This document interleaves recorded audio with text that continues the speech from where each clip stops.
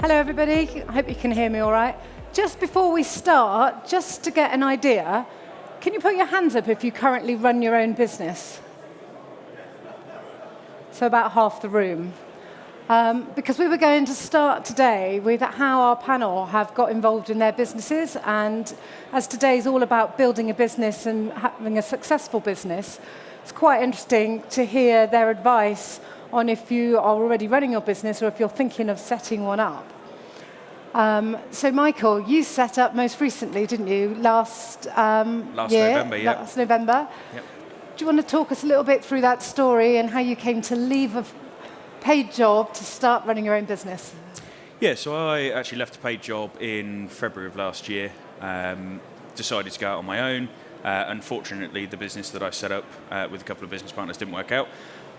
So at the point of November last year, I made the decision actually to just go completely solo, no business partners, and that was at the age of 24, which was a big step for me and my wife, who's actually in the crowd as well, to actually make that decision to, basically take the risk to go out on our own. And actually it was the best decision we ever made because things have just gone mental in the last year. But yeah, for us it was just a case of taking that leap of faith in our own ability to be able to run a business. And your first year, I believe, has gone incredibly successfully. Yeah, we've raised in excess of £35 million in bridging and development in our first year. So we've turned over, I think, just shy of £250,000 for our first year. We're now a team of 4. So yeah, it's not gone too badly at all, really. I was never paid that in a job. It's not gone too badly at all. Thank you.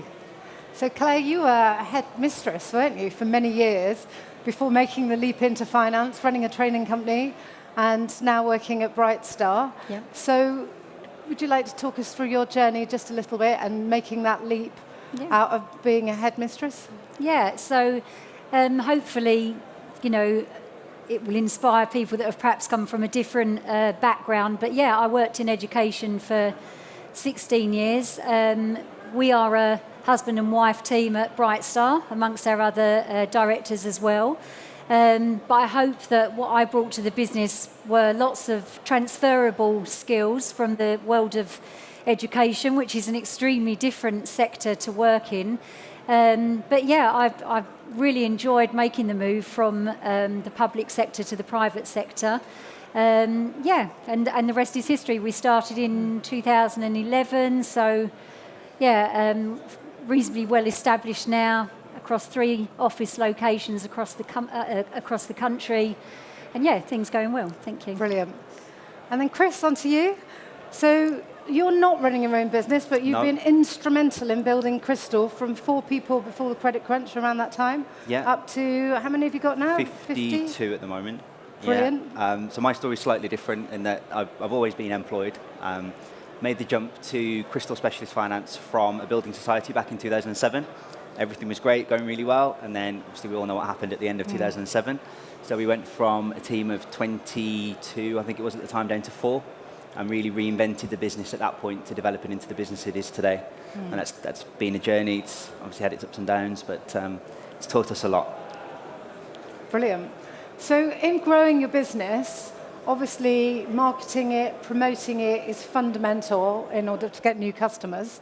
So I know Claire at Bright Star, social media is at the heart of what you do and getting in the press.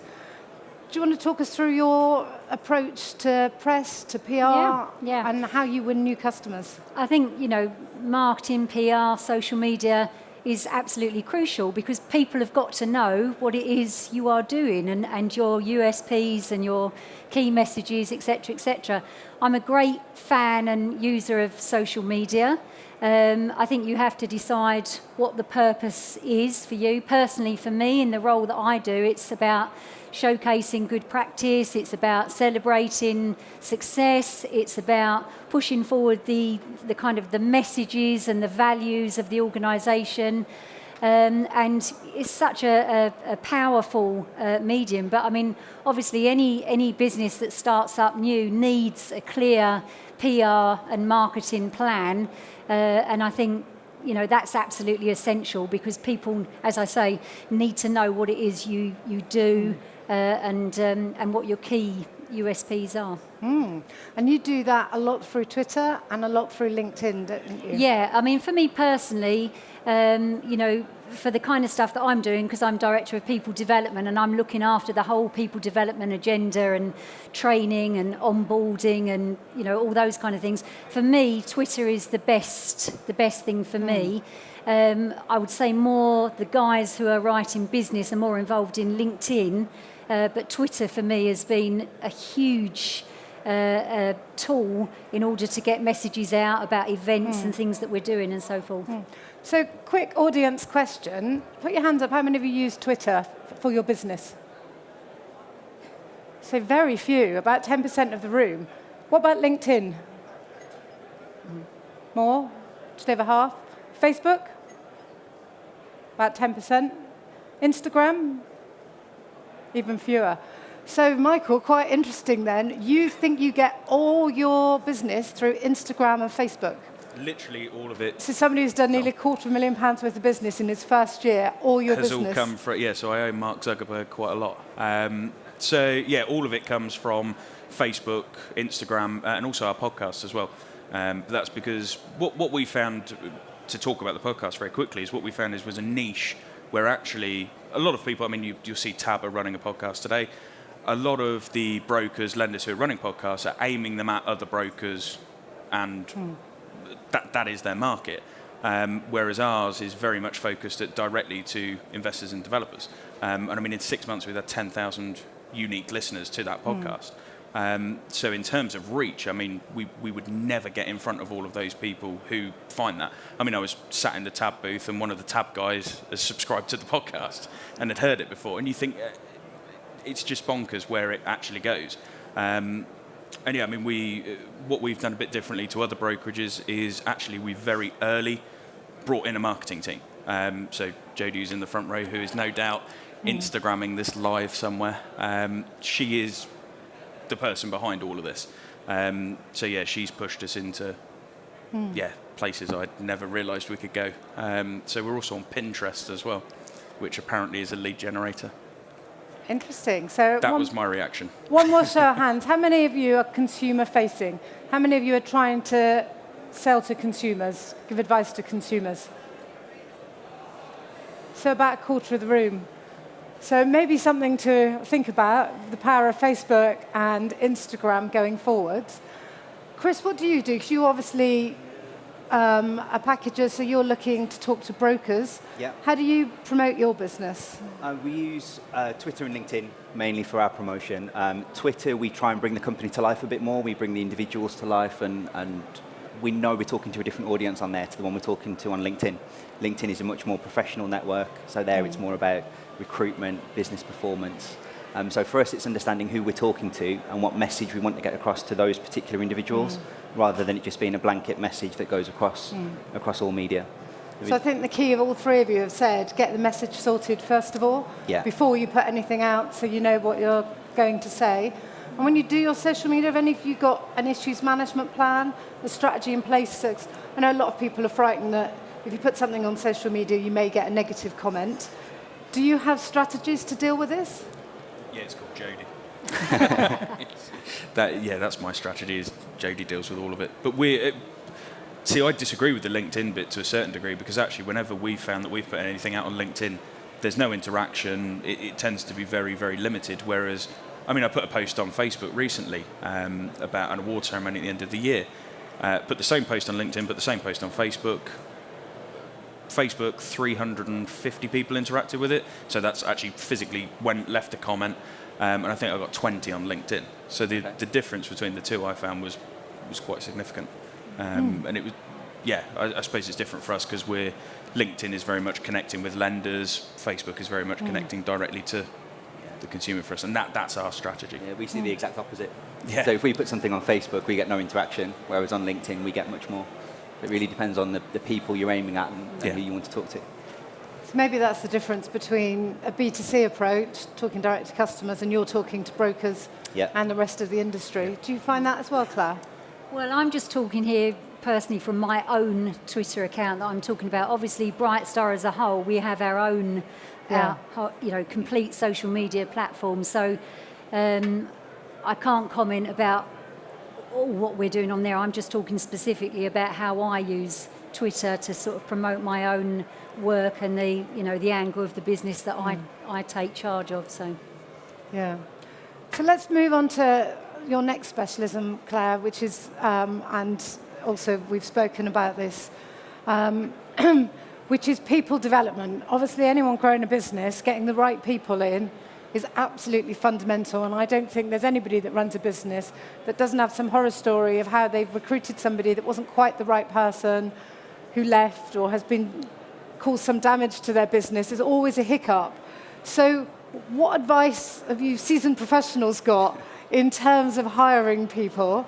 So Chris, you said that you've recently changed your strategy, hiring from wealth to hiring for people that can really do a good job. Is that right? Yeah, we've taken on a number of people over the last 12 months just specifically to help. I know it's something you're quite passionate about as well, people development and making sure that you've got that culture in place embedded throughout the business rather than it just being a kind of a sales team, which is more of a churn and burn type environment. So yeah, we've taken on 4 people over the last 12 months just to help on that side of it. We've now got town hall forums, we've got people development events where we're trying to develop people within, but also attract the right people from the start. So it's all about even the wording of a job advert to make sure even from that point you're looking for the right people. And for us it's a 2-stage process. Can they do the job, and do we want to work with them? Can you spend 8 hours of the day, 9 hours of the day in that person's company? If you can, they're a good fit for the business. You can teach them how to do the job, but you can't teach them how to fit in with the culture as easily. So Claire, this is your specialism, isn't it? Because you spend all day, and your career was in developing children, now developing people to become the best they can be. yeah. So do you want to talk us through how you've been going about that? Any tips for the people in the audience on what they should be doing to get the right people in place and to really develop them to their full potential? Yeah, I think, again, the key point is when you're hiring people, it's not just about hiring people, it's about hiring the right people, what we've just said. The cultural fit is the most important thing.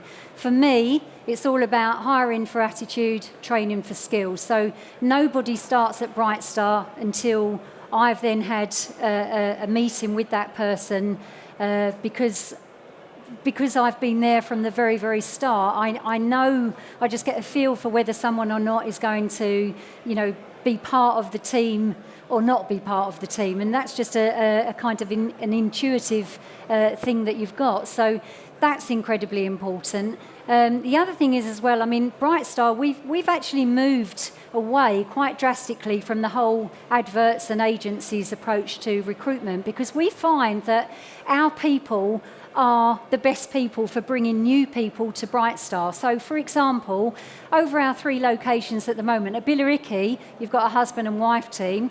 In our Manchester office, we've got a sister and sister team. In our London office, we've got a brother and sister team. And in addition to that, we've got cousins. We've got a huge Greek Cypriot community now within our business. And we've got lots of people who have brought other people in, because they know who's going to fit into the business and how it's all going to work. So when we talk about being the Brightstar family, we really mean that. And I know a lot of businesses do talk about being a family and so on, but we truly are. So I think it's hugely important to get the right people from outset, but also to involve the rest of the team in recruitment. So, the second stage of recruitment to Brightstar involves coming in for the day and spending the entire day on the team where you are going to be, possibly working. So it's important then for that person to see if Brightstar is for them, and for the team to see if that person is for them too. Because, just in a half an hour interview, you can glean a certain amount, but maybe not enough to make a long-standing commitment to somebody. So. And then you go on to develop people, don't you? I know you do a lot of mentoring and developing. Yes, yeah. We've got a huge, people development program. Last year, we were named Sunday Times Best Small Company to Work For in the UK. I wanted to fit that in somewhere today. People development is huge. The whole thing from onboarding right the way through, everybody at every level benefits from our people development program. I passionately believe in coaching. I coach every single member of the Bright Star team, apart from the CEO, who has his own, independent coach outside of the business. But yeah, I think it's so important. People talk a lot about being, we're a people-centric business. Yeah, people are at the heart of what we do. But is that really true? I'm not convinced when people just say that the rhetoric is the same as the reality. You've got to spend time with people, give them that opportunity to kind of be reflective, for self-realisation. So coaching is a massive part of what I do. And Chris, have you moved to more of a coaching model as well? Yeah, we've taken in part of the 4 people team that we've brought in there. 2 of them are in coaching, training, quality. People are the best sales tool for your business. It's all well and good standing in front of a group of people and saying, we do this and we do that, as you say. But when a customer calls your business and speaks to the receptionist that answers the phone, do they believe that? Do they get the same message right from CEO right down to the first person they ever interact with? And that for us is essential, that everyone has that same message, that same mantra and that same belief. Yeah. I think it's a big misconception, isn't it, that your brand is a logo on a piece of paper. Yeah. But actually your brand is how everybody in your organisation behaves, and the experience that you get when you deal with a company, and I think that's often overlooked. And Michael, you've become your brand, haven't you, in your year you've been there, but now you're looking at what are your next steps, being called the property guy, but you're 75% female, your team, I believe. Yeah, so out of 4 members of staff, 75% are female, and I have egotistically called myself the property finance guy. So for us, it's about understanding how we can push that forward. I've got no intention to sell the business at any point anyway, so for me, having my face on the logo isn't the end of the world. But what it does create is from a day-to-day business point of view, whenever someone picks up the phone to phone us, they want to speak to me, they don't necessarily want to speak to anyone else. And that can create a bit of a problem, but we're starting to get around that. We're starting to build more of a unified brand, that there is just more than me. I think next year we may bring in a secondary brand which might cover everyone else. If I keep hiring women as well, I'm going to have to think of maybe a way to take that forward as well.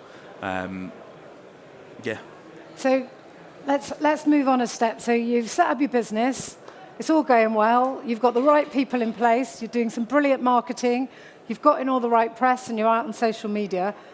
Technology is the big question that always comes up. And I know, Chris, you said you're quite big in looking at open banking and all sorts of other initiatives that you're taking, aren't you? Yeah, any of the fintech buzzwords we've investigated over the last 12 or 18 months. There's a lot of noise out there. There's a lot of things that people are talking about that will be the next big thing and game changers for your business. Where we are with it at the moment, we're probably not convinced it's there just yet, and we're using tech as more of an enabler. You can't beat interacting with people. You can't beat a telephone call or a personal message or a personal email through. But it's how can that customer interact with you in an easier way? That's our big focus at the moment. How can we? Specialist finance is a tricky process. It can take. I was talking to a lender earlier. We've got a case that's been in legals now for 9 months because of various hiccups on title and things like that. The customers expect it to be a very short process, the same way as it is with a residential mortgage. How can we best communicate that and keep them up to date? That's our focus at the moment, how we can fit that in. So is your tech focus more on the outward-facing customer bit, or is it also on how smoothly your business runs, internal processes, internal communications? Probably 80% internal, 20% external at the minute. Again, we need application forms completing. We need customers to provide us with ID documentation and things like that. How can we make that bit easier? But then most of the time is spent internally processing that application. So how can we make that process efficient and as simple as possible? We've moved away from the days of access databases and Excel spreadsheets and things now. How can we make each step quicker, more efficient, and pass that back on to the customer? Have you had any feedback from either staff or from customers about the role that this plays and what they expect? Everybody talks about millennials doing everything online, so we've got to cater completely for them online. But I think in the the average mortgage broker is about 50, I think is a oft-quoted figure that I don't know how accurate it is. And arguably, to play devil's advocate, they might not want to do quite so much online as your 20-something-year-old. Yeah, we've still got people that fax documents through to us. Have you? So it's about offering people the option and the opportunity to deal with you the way they want to, and being able to accept that. If it is a millennial wanting to contact us through social media, then we have to be open to that. If it's downloading apps and using those, be open to that. But if it's someone that wants to walk in and sit down and talk face to face, again, that needs to be an option for people as well. Yeah. So it's about how we can communicate with people how they want to be communicated with, rather than us forcing on them the way that we want them to work. Yeah, good point. Have you found it, Claire? So I suppose your focus is slightly more internal than external. So have you also introduced new technology to help you communicate, or are you still just a big advocate of face-to-face is the key thing? Yeah, I think I agree with pretty much what you've said there. I mean, I'm not a technology person in terms of I believe in it, but I'm not good at it. But I always say, if I sit in any meeting, I kind of say, right, technology for me needs to speed things up and make things easy. Yeah. Exactly what you said. They're just the two things. They're the two things that I'm interested in, and that's about the limit of my contribution. So I won't pretend to be an expert on technology. I'll hand the conversation over to you. So what did you look for then, Michael, when you set up your business? What was your essential technology? Have you introduced anything since that in the last year? And is there anything you're going, well, once we get a bit bigger, my have-to bit of kit that I've got to have is something in particular? Yeah, so for us, when we started, obviously we brought in all the usual CRM systems. We brought in a CRM system that we could edit ourselves, basically build it to be bespoke to what we needed it to be, which has sorted out the internal processes. One of the big things that we found, and which we find with a lot of other brokers, is how do you pull in inquiries while you're asleep? And that is a big thing, with all of this, you can pull in as many inquiries as you want between 9 and 5, but how do you deal with inquiries that come in between after 5 o'clock? So one of the big things that we introduced was a chat bot onto our Facebook page, which basically enables someone to submit a full inquiry, whether it be bridging, development, commercial mortgage, whatever it may be, just purely by running through a Facebook Messenger. So they can literally put an entire inquiry, and we walk in 9 o'clock the next morning, and there's a fully blown inquiry that's ready to go to a lender. The other bit that we've introduced as well is through the website as well, is actually introducing that as well. So someone can submit a full inquiry through the website as well, which we don't need to do a lot with once it comes through to us, because everything is there.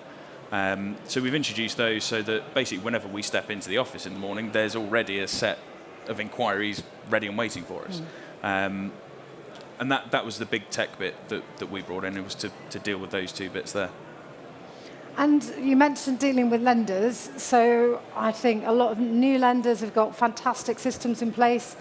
Some of the older, more established lenders, perhaps their systems aren't quite as slick.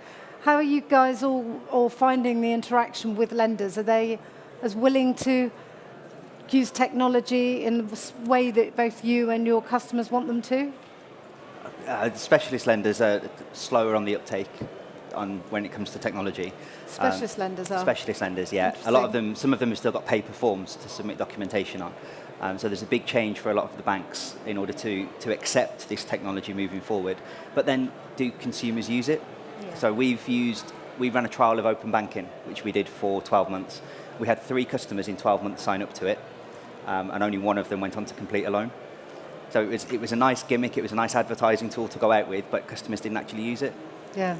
So I think it will take a drive for the industry before the lenders will then say, well, actually, this works. We're going to get involved with that.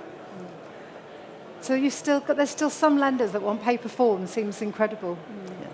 Are you guys finding that as well? Yeah. I would say I'm only aware of 2, maybe 3 lenders on the commercial mortgage side that actually take submissions online, for example. So you've got your Shawbrooks, your LendInvest, Interbay, those guys who actually take things online. But with pretty much, I'd say 99% of the bridging lenders and development lenders, it's all done via email. There's no online submission. But I think the problem with development finance and bridging as well, it's all quirky. You can't have an online system that because the problem is the reason we all love bridging and development is because you talk to someone and you talk about the case, and you can get things through that you wouldn't be able to get through a high street bank, for example. And the problem is if they move into the technology where you've got to submit everything online, we then go back to the tick box era, and I think that's the big issue. So I think actually what we need to do is, I quite like being able to just submit cases via email, talk to a BDM, talk to an underwriter, and actually just be able to chat it through.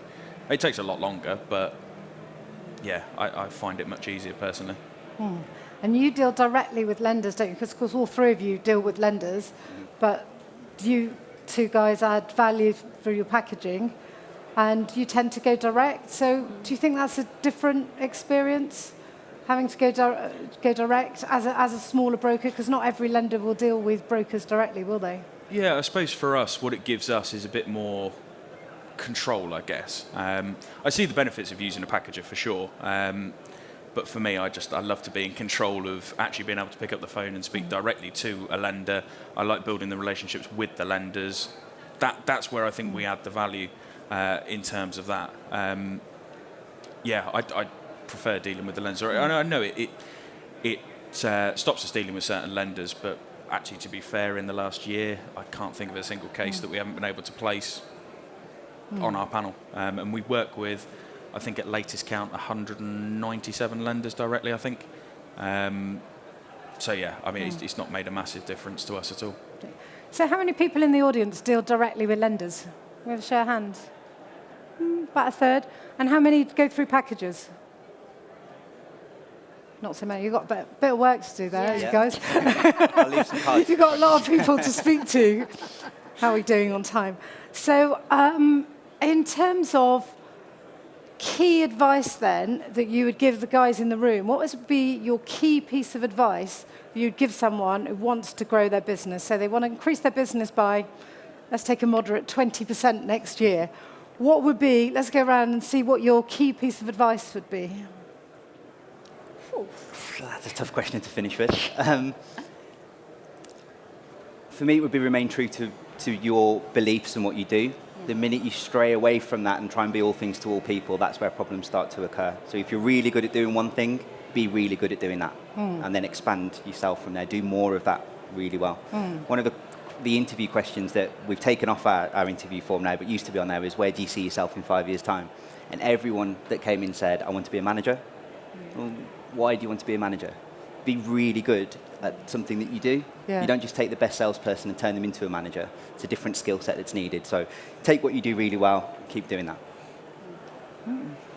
Well, I think to start with, obviously, the most important thing is that your business has been built on firm foundations to start with, because if you're going to build a tall building, then you need to make sure that the foundations are absolutely solid to start with, and then you go off in the right direction.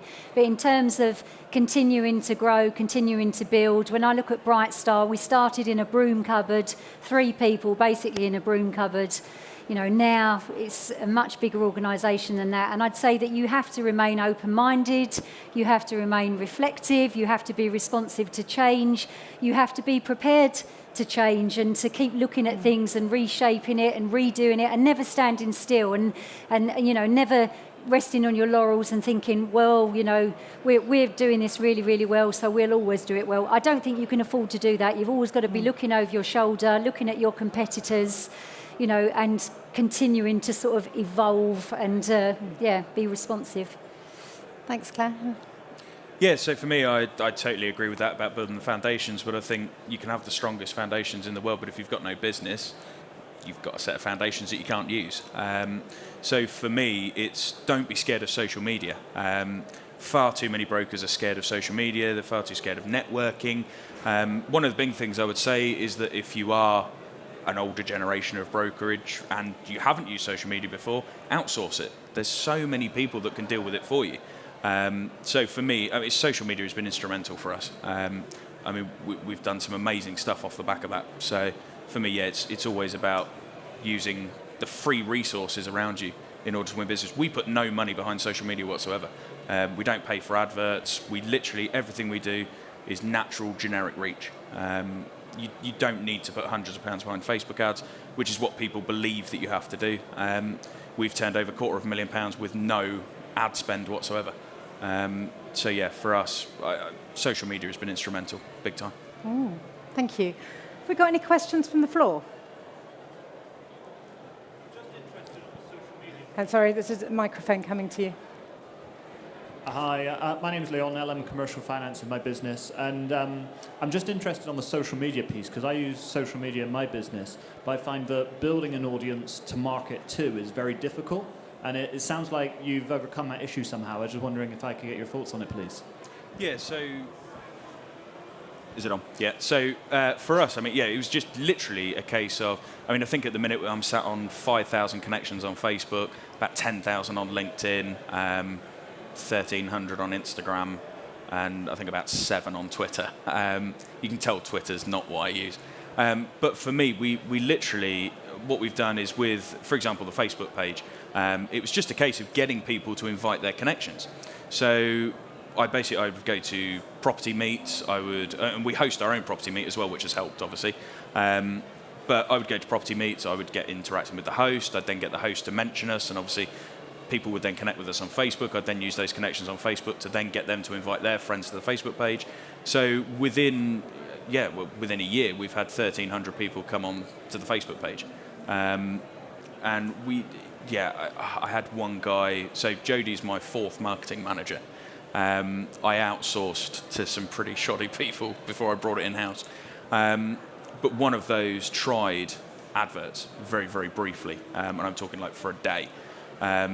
And he paid for it because of what he did with it. But he sent an ad out to every single person on Facebook, and then expected me to pay for that. Whereas what we've found is actually just by literally just speaking to people and just saying, can you just invite all your friends to the Facebook page? It's about knowing the right people. Through the 4 of us, we've all invited our friends to like the page. But it's all, and I can genuinely say, the 1,300 odd people on the Facebook page are all in property in one way or another. And then we have a Facebook group as well, which has got about 400 people in there. And that's come from going to networking events and saying, join the Facebook group, get in there, ask questions. There's lenders in that group as well.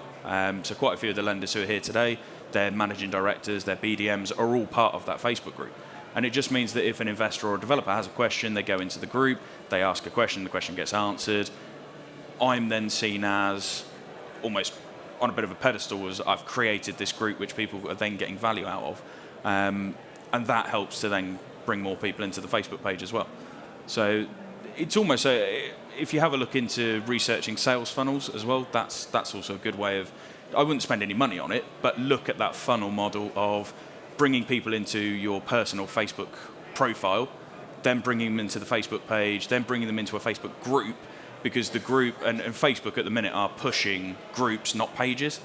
So if you look on your Facebook feed, everything you ever see is from Facebook groups, because they're having a massive push on Facebook groups. So where at the beginning of the year it was all a push on Facebook pages, we were putting a lot of content on the Facebook page, and then earlier this year they changed it to groups, and we just changed everything so that all of our content went out on the group, because it would be the first thing that appeared on someone's Facebook when they're scrolling your through. content is not all push content, is it? It's not all promotional. I would say more educational and things like definitely. that. I'd say 1% of it is promotional. The rest of it is putting out top tips on raising finance. It's sharing the podcast. I mean, the podcast isn't salesy either. It's very much just talking about the products that are available. And I think people interact more with that. They don't use me as a broker. They want to build up that trust, which is what that funnel is about. They see the stuff I post on my Facebook profile. They see the stuff in the group. They see the stuff on the page. And it's just trying to pedestalize yourself as the expert rather than the pushy salesperson. Yeah. And we found that people just interact far better with that. Thank you. Are there any more questions? That's right. Anyone else got a question? No, I think that's all. Thank you to all of our panel, and thank you to you for coming today to listen to us.